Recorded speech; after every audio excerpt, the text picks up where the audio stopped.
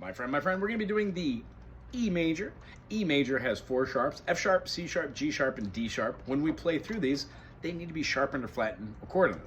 Our E is going to be all 3 down up here, and then 2 pads down right here.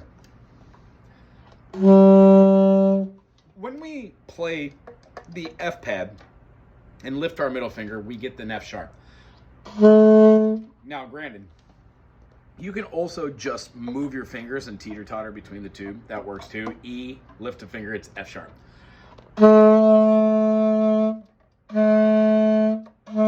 But be aware there are 2 ways to play that F sharp. Then we're going to play a G sharp, all 3 down on our G, and then throw our G pad. Lifting up our fingers to reveal 2 fingers gives us an A.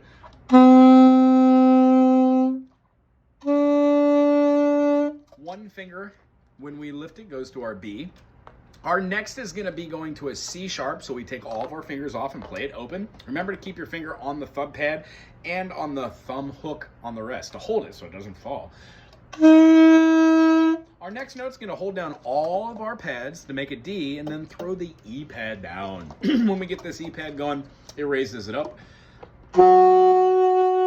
And now our last half step, not between 3 and 4, but rather between 7 and 8, the resolution note, our lending tone, leaning tone, it's going to go right back to an E.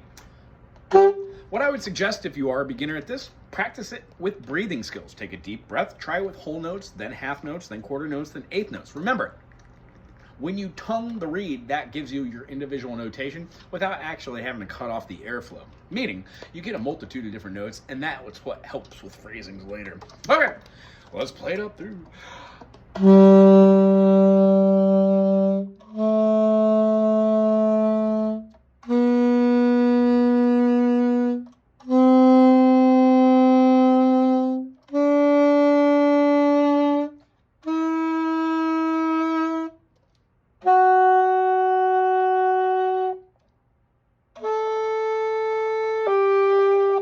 A couple different schools of thought on how to play your scales. Most people go 1, 2, 3, 4, 5, 6, 7, 7, 6, 5, 4, 3, 2, 1.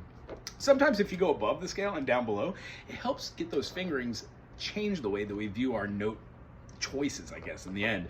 Because when it comes down to improvisation, we don't really improv just throwing notes from scales out, or 1, 3, 5, or even pentatonics.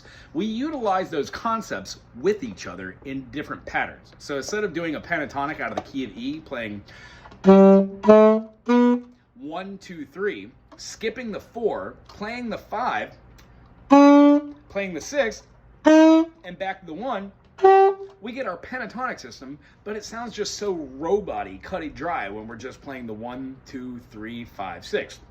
Hence,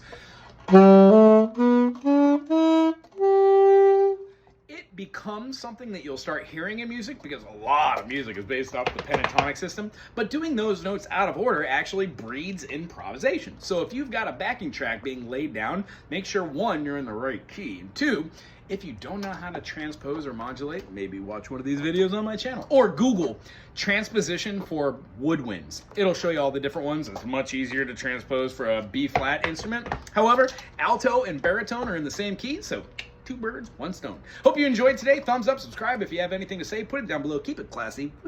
And we'll see you next time. Aloha.